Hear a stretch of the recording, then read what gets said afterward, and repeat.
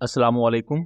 Welcome to EMRAT। दोस्तों, दो events 17 अक्टूबर को हुए हैं जिनका इस वक्त ऑनगोइंग साउथ एशिया की जियोपॉलिटिकल सिचुएशन पर काफी ज्यादा इन्फ्लुएंस है। आने वाले वक्त में उन्हीं से रिलेटेड मजीद चीजें भी होंगी। पहला तो ये हुआ है कि जब पाकिस्तान और अफगानिस्तान के दरमियान ये क्लैशेस चल रहे हैं, टेंस सिचुएशन है, उसी वक्त इंडिया का एक क्वाडकॉप्टर पाकिस्तान ने शूट डाउन किया है पूंछ के एरिया के नजदीक, यानी कि LOC के अक्रॉस। तो इंडिया ये क्यों दोबारा से वो तमाम सिचुएशन क्रिएट कर रहा है, एक जंगी सिचुएशन ईस्टर्न बॉर्डर पर, जबकि पाकिस्तान और इंडिया के दरमियान इस वक्त सीज फायर है। दूसरा हम बात करेंगे कि पक्तिका में पाकिस्तान एयरफोर्स की एक एयर स्ट्राइक रिपोर्ट हुई है जिसमें TTP के कमांडर्स में मल्टीपल TTP के टेररिस्ट और उनके हाइड आउट्स को निशाना बनाया गया है। पाकिस्तान की तरफ से उनकी वीडियोज भी रिलीज की गई हैं एंड उसके साथ साथ ये इल्जाम लगाया जा रहा है कि पाकिस्तान ने सीज फायर को तोड़ा है। तो इसकी रियलिटी क्या है, ये तमाम चीजों को डिटेल से डिस्कस करेंगे और तमाम चीजों के सबूतों पर भी बात करेंगे। पहले टॉपिक की तरफ आ जाएं तो एक क्वाडकॉप्टर जो कि इंडियन आर्मी ऑपरेट कर रही थी, ये पाकिस्तान ने डाउन किया है पूंछ के एरिया के नजदीक LOC में, और इसका मलबा पाकिस्तानी साइड पर ही गिरा है। ये छोटा सा क्वाडकॉप्टर है और इसको पाकिस्तान के इलेक्ट्रॉनिक वॉरफेयर सिस्टम्स के थ्रू जैम किया गया, स्पूफ किया गया और अल्टीमेटली ये क्रैश हो गया पाकिस्तानी साइड पर। अब ऐसे छोटे क्वाडकॉप्टर्स इससे पहले भी Pakistan multiple times shoot down कर चुका है, और ये छोटे क्वाडकॉप्टर्स किसी भी मिलिट्री साइट पर रियल टाइम सर्विलेंस के लिए, मिलिट्री इंस्टॉलेशंस को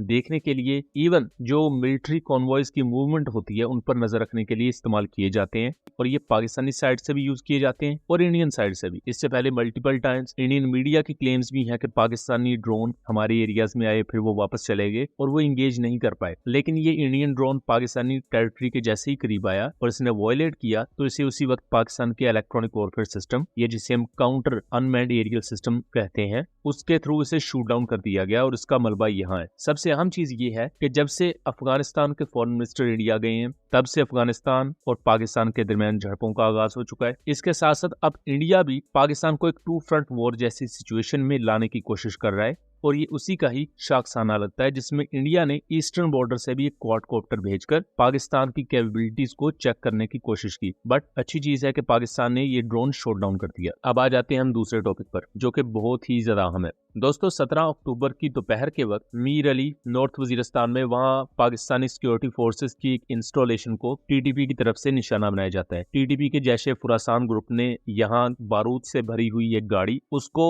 इस मिलिट्री इंस्टॉलेशन के गेट से टकराया, लेकिन वहां सिक्योरिटी फोर्सेस ने चूंकि पहले इसके ड्राइवर को और जो दूसरे टेररिस्ट थे, अटैकर्स थे, उनको इंटरसेप्ट किया था, तो ये उस मिलिट्री इंस्टॉलेशन के अंदर नहीं जा पाती गाड़ी और उससे पहले ही एक्सप्लोजन हो जाता है। और इस एक्सप्लोजन में 7 सोल्जर्स शहीद होते हैं और 13 लोग जख्मी होते हैं। इनमें से 6 सोल्जर्स हैं, बाकी 7 सिविलियंस हैं। और ये जो एक्सप्लोजन था TTP की तरफ से किया गया, इसका बेसिक टारगेट नियर बाई बाजार था जहां सिविलियन आबादी होती है सारी की सारी, उनको टारगेट करना था। बट इससे पहले ही उस इंस्टॉलेशन के पास ही इंटरसेप्ट किया गया और इस पूरी कार्रवाई में 6 TTP के टेररिस्ट भी मारे गए। इसके साथ साथ बन्नू के एरिया में भी एक बारूद से भरी हुई गाड़ी को इंटरसेप्ट किया गया और उसे फिर आबादी से बाहर जाकर डेटोनेट करवा दिया गया, और उसका भी टारगेट बन्नू का मेन बाजार था।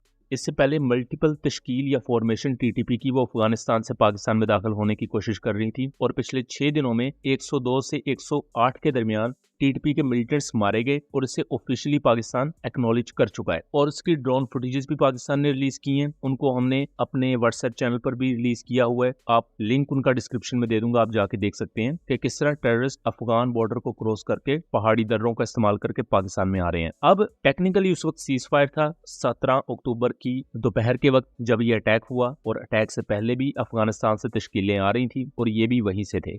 इसके बाद पाकिस्तान की तरफ से एक रिटेलिएशन लॉन्च होता है 17 अक्टूबर की शाम के वक्त या मगरब के बाद के टाइम। पक्तिका के रीजन में अफगानिस्तान में एयर स्ट्राइक्स होती हैं, ड्रोन स्ट्राइक्स बेसिकली। और शुरू में जो इन्फो आती है वो ये कि वहाँ के लोकल सोर्सेज बताते हैं कि जो पाकिस्तानी तालिबान है यानी कि TTP है, उनसे मुल्हका 3 कंपाउंड्स को टारगेट किया गया है। लेटर ऑन पाकिस्तान की तरफ से भी इसकी वीडियो रिलीज की जाती है जिसमें ग्राउंड बेस्ड इंटेलिजेंस के थ्रू इन टेररिस्ट की ये वीडियोज आप देख सकते हैं। इनके साथ वेपन्स भी इन्होंने कैरी किए हुए हैं, वो भी यहाँ वाजे है। और इन्हीं के इन कंपाउंड्स को टारगेट किया जाता है। अभी तक कितनी कैजुअलिटीज हुई हैं, क्या सिचुएशन है, उसके बारे में कोई भी इन्फो नहीं है। तो यहाँ अफगान मीडिया और इंडियन मीडिया उनका एक ज्वाइंट नैरेटिव है कि पाकिस्तान ने सीज फायर तोड़ा है। हालांकि अगर टेक्निकल बेसिस पर देखा जाए तो ये सीज फायर अफगानिस्तान की तरफ से तोड़ा गया, बट अभी भी अफगानिस्तान और पाकिस्तान के दरमियान ऑफिशियल सतह पर कोई भी ऐसी स्टेटमेंट नहीं आई है जिससे इन दो वाकयात को लेकर क्लैरिफाई किया जा रहा हो कि क्या हुआ है या आगे का लाहेअमल क्या होगा। पाकिस्तान की फॉरेन मिनिस्ट्री ने ये जरूर कहा है कि ये जो मीर अली में अटैक हुआ है जिसमें सिविलियंस और सोल्जर्स शहीद भी हुए हैं और जख्मी भी हुए हैं, इस वाकये को ना तो भुलाया जाएगा ना इसको माफ किया जाएगा। और इसी के साथ पाकिस्तान की फॉरेन मिनिस्ट्री ने ये भी बात की कि जिन पाकिस्तानी सोल्जर्स की बॉडीज की बेहरमती की गई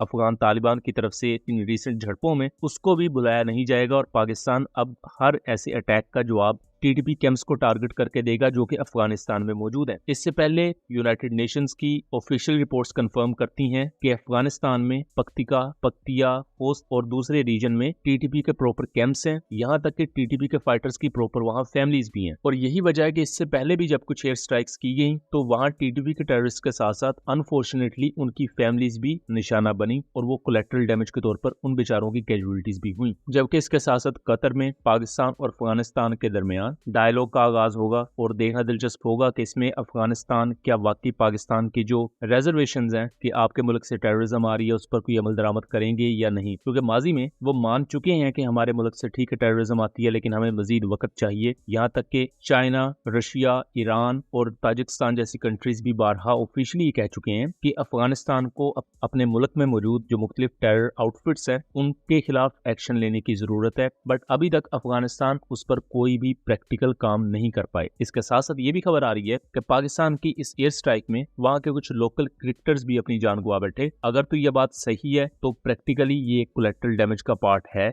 और ये बहुत ही ज्यादा अनफॉर्चुनेट चीज भी है जिसको किसी सूरत जस्टिफाई नहीं किया जा सकता। लेकिन अभी तक जो चीज नजर आ रही है कि ये एक ब्रॉडर प्रोपेगेंडा का पार्ट हो सकता है जो कि अफगानिस्तान और इंडियन मीडिया की तरफ से किया जाता है। सेम उसी तरह जैसा कि रिसेंटली अफगानिस्तान ने एक 400 किलोमीटर का मिसाइल टेस्ट किया सो कॉल्ड और उसमें तस्वीरें नॉर्थ कोरियन मिसाइल की लगाई और अल्टीमेटली जब उसको मजीद एक्सप्लोर किया गया तो पता लगा कि ये सब फेक था, सिर्फ अपनी आवाम को बेवकूफ बनाने के लिए और मीडिया में एक साइकोलॉजिकल ऑपरेशन को लॉन्च करने और मीडिया में एक साइयोप क्रिएट करने के लिए। सो अभी तक क्या सिचुएशन है उसकी तमाम डिटेल्स और सबूत हमने आपको दिखाए। आने वाले वक्त में जो भी नई डिटेल्स आएंगी हम उसके बारे में भी आपको आगाह करेंगे। उम्मीद करता हूँ चीजें क्लियर रही होंगी। वीडियो पसंद आई हो तो इसे ज्यादा से ज्यादा शेयर कीजिएगा ताकि इस तरह की मजीद इन्फॉर्मेटिव वीडियोस हम आपके लिए लेकर आ सकें। मिलेंगे अगली वीडियो में, तब तक के लिए अल्लाह हाफिज।